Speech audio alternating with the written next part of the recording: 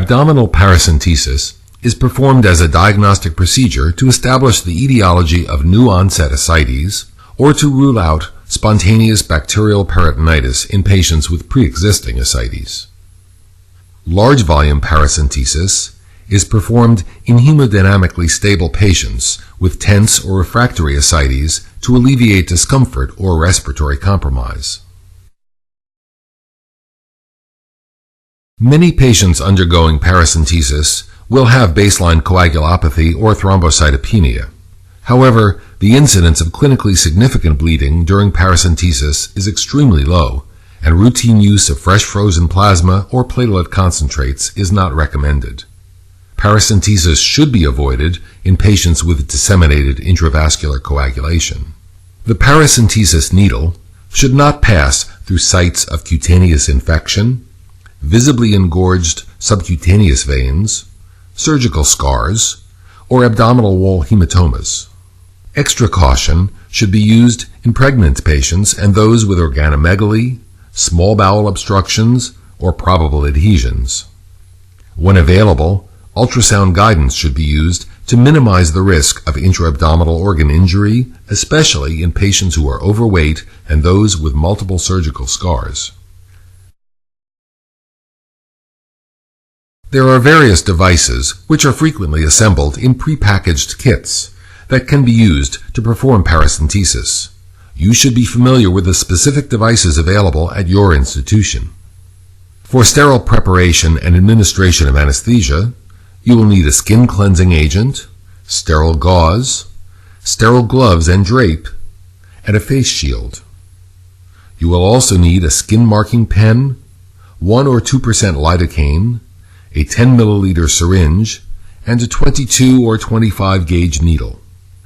For collection of acidic fluid, you will need an over-the-needle catheter device, a 60 milliliter syringe, and high-pressure drainage tubing.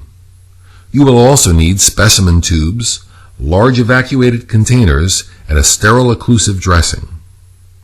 In this video, we will demonstrate the use of a paracentesis-specific needle and catheter assembly. This device has a safety mechanism with a retractable blunt obturator. When pressure is applied to the distal end of the device, the obturator retracts and the bevel of the needle is exposed, allowing penetration of the tissues. An indicator at the top of the device will turn red whenever the obturator is retracted. Once the peritoneal cavity is entered, the obturator redeploys. This safety mechanism theoretically reduces the risk of organ injury. Additional advantages of paracentesis-specific devices include multiple distal drainage holes which facilitate rapid fluid removal, and a pigtail mechanism that curves the distal end of the catheter away from intra-abdominal structures during advancement.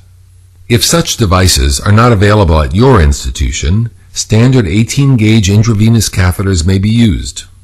The technique described in the following section is applicable to all over-the-needle catheters.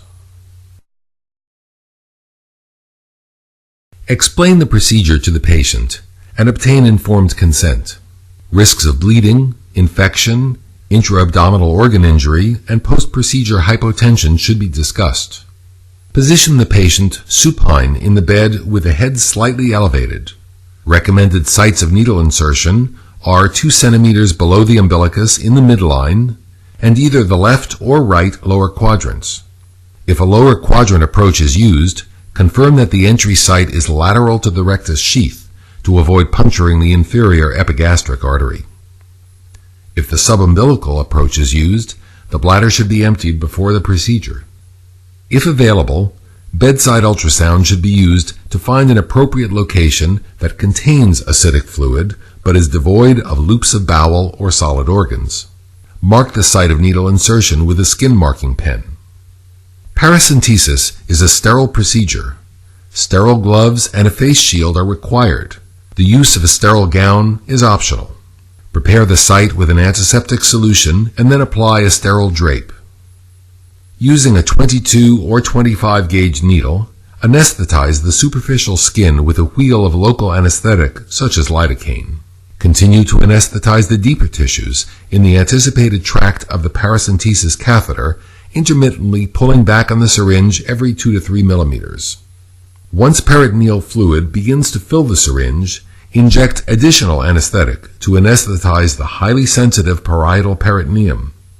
A total of 5 to 10 milliliters of lidocaine is generally used. Begin by making a small puncture in the skin with either a scalpel or large gauge needle to facilitate advancement of the paracentesis catheter. Next, advance the catheter through the epidermis. In this video, we will demonstrate an angular entry technique in which the cutaneous site of insertion does not directly overlie the site of penetration into the peritoneal cavity. Alternatively, a Z-tract technique may be used. In this method, the cutaneous tissues are pulled 2 centimeters caudad prior to needle insertion and advancement through the peritoneum.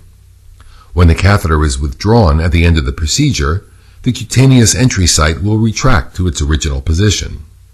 Both techniques ensure that the cutaneous and peritoneal insertion sites do not directly overlie each other, theoretically minimizing the risk of an acidic fluid leak following the procedure. Intermittently pull back on the plunger as you continue to advance the needle through the subcutaneous tissue. Bedside ultrasound may be used to confirm proper placement. You may feel a sudden loss of resistance when the needle pierces the peritoneum. Immediately stop advancement once the acidic fluid begins to fill the syringe. Next, guide the plastic catheter over the needle and into the peritoneal cavity, and then remove the needle.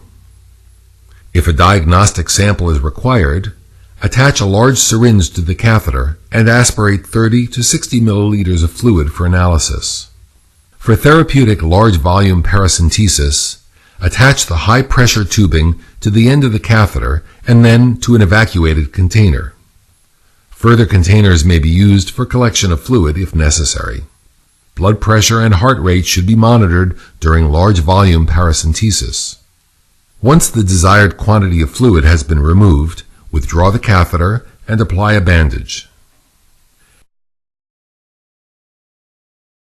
Aspirated fluid should be immediately placed into appropriate specimen tubes. A tube without additives should be sent for chemical analysis of albumin and total protein concentrations. An EDTA tube should be sent for evaluation of cell count and differential. Blood culture bottles should be inoculated at the bedside using aseptic technique if spontaneous bacterial peritonitis or other infection is a diagnostic concern. Specimens for other tests, such as cytology or mycobacterial culture, may be sent depending on the clinical scenario and are discussed in further detail in the accompanying written supplement. Analysis of the fluid begins with a determination of the serum ascites albumin gradient.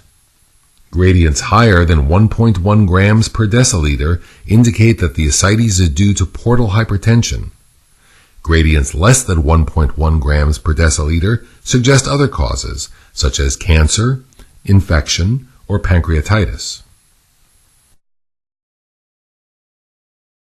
Post-paracentesis circulatory dysfunction may occur after large volume paracentesis and may lead to hypotension, hyponatremia, renal failure, and shortened survival. Although the use of albumin as a plasma expander is controversial, its use is recommended if more than 5 liters of fluid have been removed. Other complications of paracentesis include localized infection, abdominal wall hematomas, and persistent ascites fluid leak. More serious complications are rare and include hemorrhage, intra-abdominal organ injury, and inferior epigastric artery puncture.